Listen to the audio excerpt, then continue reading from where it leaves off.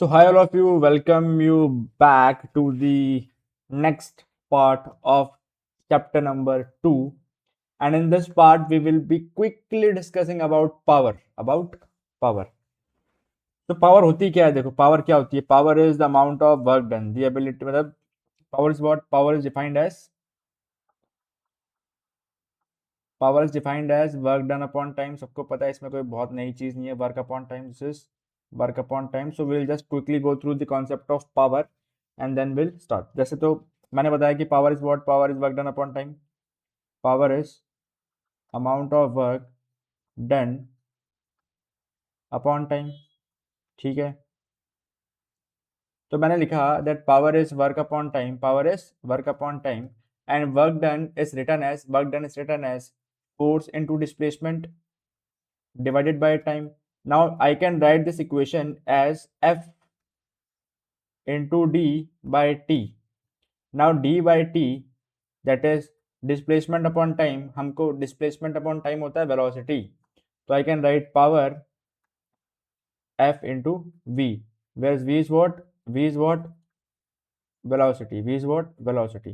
So this is what power is, है ना? Power का ये फॉर्मूला है, वर्क अपॉन टाइम। समझ?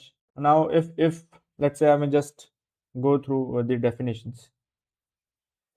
तो power is rate at which, the power is rate at which work is done, the rate at which work is done, कितना तेजी से काम को किया गया, कितना तेजी से काम को किया गया।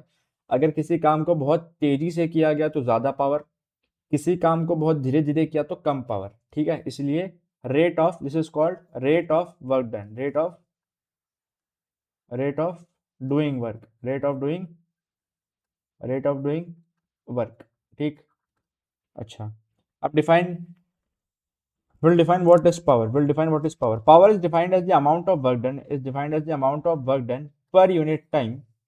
It tells us how fast work is performed. Simple, कोई लॉजिक उसमें, कोई रॉकेट साइंस नहीं है। It defines how fast a work is done. ठीक है, पावर का फॉर्मूला होता है work done upon time, and it is also written as force into displacement, जो कि मैंने बताया अभी कि power is f d upon t, and d upon t is a quantity called velocity, so is velocity. ठीक है, now these are the differences between work done and power. So work done we have already completed, that work done is force into displacement into cos theta. ठीक है, power is work done upon time. ठीक है, SI unit of power is joules, of work is joules, whereas power is watt. क्या बोलते हैं? watt. तो SI unit of power is watt. ठीक है, वर्क डन का मतलब है how much energy was used, whereas how fast energy is used. Power का मतलब क्या है कि कितना फास्ट एनर्जी यूज हुई है। ठीक है, now these are the symbols watt, kilowatt, megawatt and all that stuff. These are different units of power, megawatt, kilowatt, ये वो। तो that is very easy to understand, no उसमें कोई दिक्कत नहीं है, ऐसी कोई खास दिक्कत नहीं है। Both the quantities are scalar, both the quantities are scalar, so there is not much to explain in this particular topic. Power is work done upon, but एक चीज थोड़ा सा हल्का सा मैं बताना चाहता हूँ, that there are two different concepts जो मैं बताना चाह रहा था, that is true power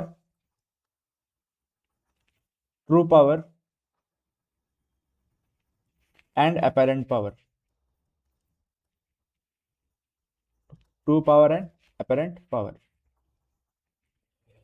तो ट्रू पावर, थियोरेटिकली हम जब किसी चीज की पावर निकालते हैं तो ट्रू पावर होती है कि उसका मैक्सिमम एबिलिटी कितना है, किसी भी चीज की काम करने की जो क्षमता होती है मैक्सिमम, वो कितनी है, दैट इज ट्रू पावर। लेकिन ऐसा होता है कि कोई भी मशीन 100% एफिशिएंट नहीं होती,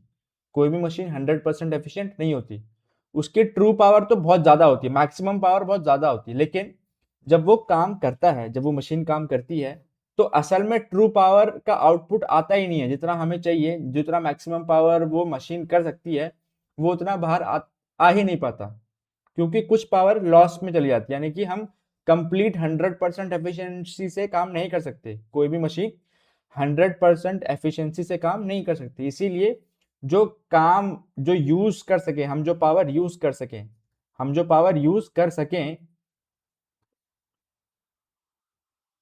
उसको हम बोलते हैं एपरेंट पावर, जो हम हमारे काम की, यानी कि अल्टीमेटली हमें इतना मिलेगा, हाँ भाई इतनी पावर तुम्हें मिलेगी, इतना यूज करो, that is called apparent power. True power होता है कि मैक्सिमम पावर कितना दे सकता है कोई भी मशीन, एंड एपरेंट मतलब हम कितना यूज कर सकते हैं उसको, ठीक है, आया समझ।